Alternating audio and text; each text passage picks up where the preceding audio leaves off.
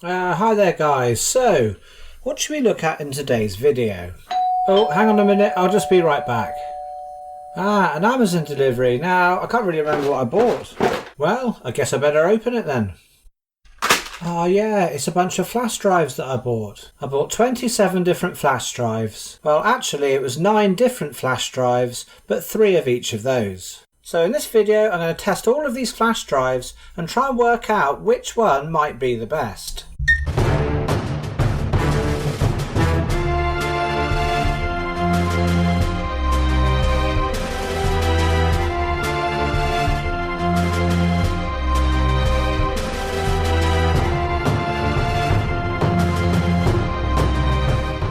Okay, so in this video I'm going to be testing some USB flash drives. Now, as people who boot an OS from a flash drive, such as Unraid, we want to make sure that we use a decent quality flash drive for that. So why not just do an online search and see which flash drive's the best? This article at the top here, best flash drive for 2020. I could just look at this one and be guided by that. Well, the first thing is actually it was written in 2015. At the very top of the article we've got a load of Amazon affiliate links, and scrolling down, the reviews are really quite poor. They tell us here that this drive will survive insane amounts of abuse, whatever that is, maybe just because it's got a metal case. The next point is that it looks good, and it's a great flash drive as well. Well, I really don't think that your testing's that good, and I don't really trust your review. So let's look at another website. How about PC Gamer? They'll give us a good review for sure. Let's look at the first one here. Okay, the SanDisk one. It feels underpriced for its speed, and it's got a smooth and sturdy spring mechanism. That's awesome, that's all I need for my server. Well, actually it isn't. So I decided to do my own testing on 9 different flash drives. I picked 3 different makes. Firstly SanDisk, and of the SanDisk ones I picked 2 USB 3.1 drives, this metal one on the left here and this nano one on the right. I also picked 2 USB 2.0 SanDisk drives as well, a full-size 16 gig one and also a nano one. The next brand I chose to test was Kingston. There was the USB 3.1 DataTraveler, a USB 3 DataTraveler but constructed of metal, and a 3.1 nano DataTraveler also made of metal. And finally I tested 2 Samsung USB flash drives, both of them USB 3.1, the metal construction Bar Plus and the nano size Fit Plus. So these are the drives that I tested, but I bought 3 of each to try and make the test a bit more accurate. Yeah, the test would be better if I could do it over 10 sets of flash drives, but the girlfriend already thought I was crazy enough that I bought this amount of flash drives, and my plan was to test each one to destruction. And she actually asked me, am I going to send them back to Amazon if they all break? I said no, of course I'm not. But I did smile at the thought of trying to send Amazon back 27 flash drives saying I bought these off you a few weeks ago and every single one's gone wrong. So by the time my testing had finished, all of these drives ended up in the trash.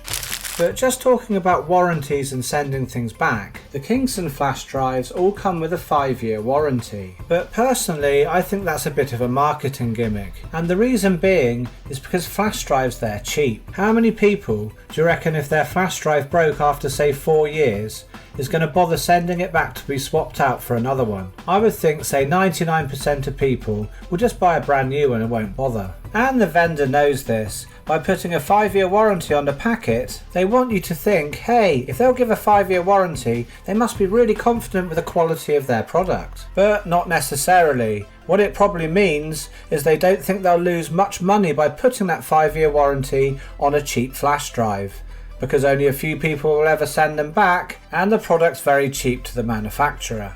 Now if we have a look at an SSD by the same company, and SSDs are generally more reliable than a USB flash drive, where's the 5-year warranty for this one?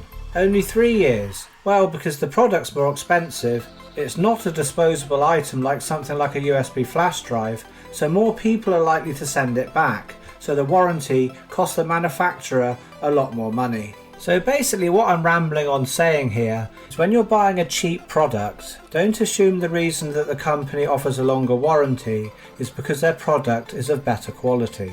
Of course, yes, it might be, but I think 9 times out of 10 a company bases its warranties on how much it's going to cost them.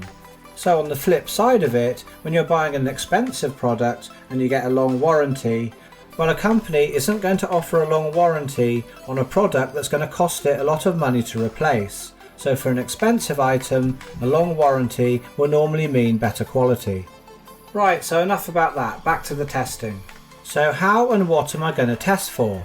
Well, in order of what I think is most important, firstly, I'm going to test for reliability. This flash drive is going to be booting my Unraid server.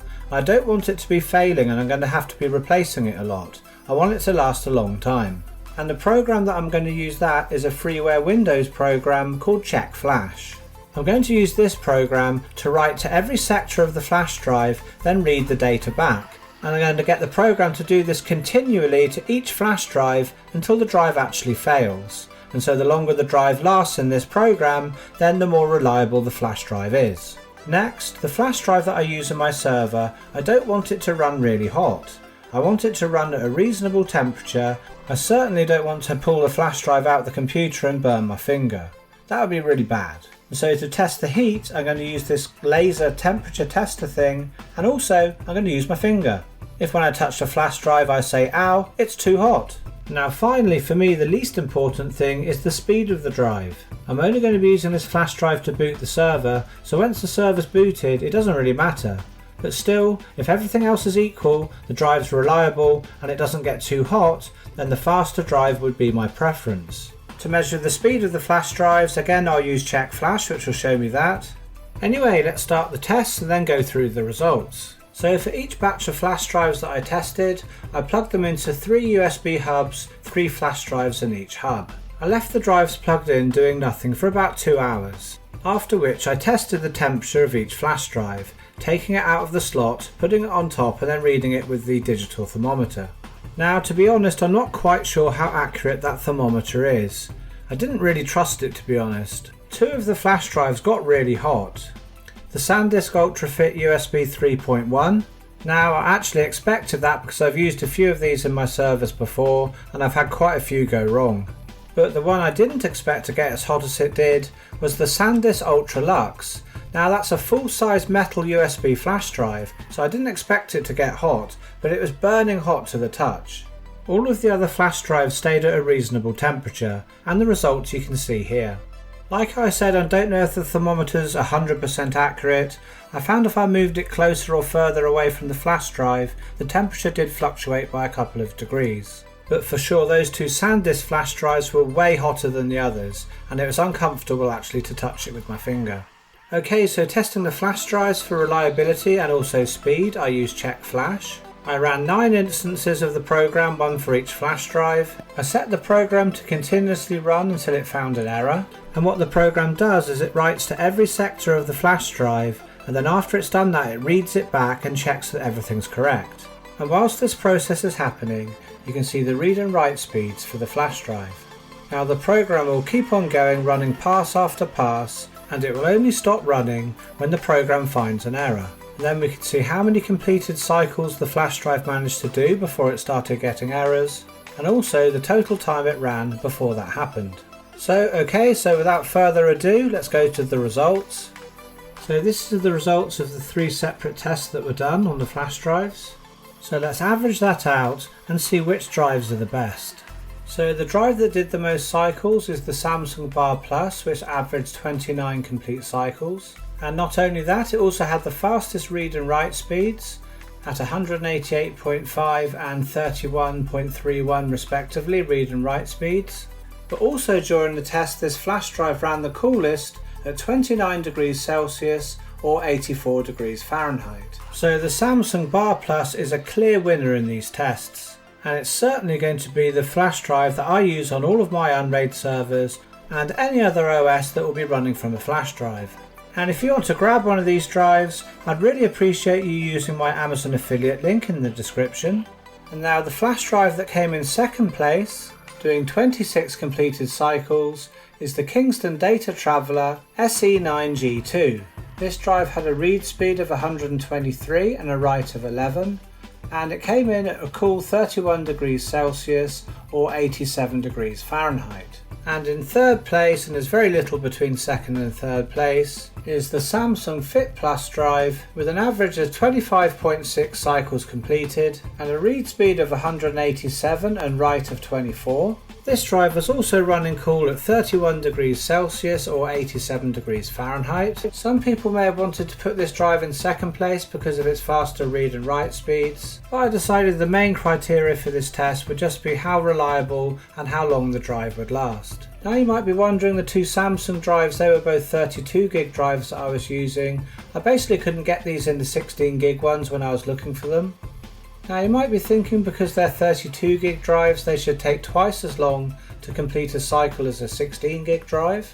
Actually that's not the case, because the block size used for the 32 gig drives is twice the block size as the 16 gig drives. Now also something you might notice here is the SanDisk Cruiser blade. It actually lasted the longest time before failure, but this is only because its read and write speeds are much slower than the USB 3 drives. It only managed to complete 16 cycles before failing because its read speed's 19 and the write speed's 10, so the cycles take a whole lot longer. Now one thing to remember, the test that I've used that constantly reads and writes of these drives is not how the drives would be used in the real world.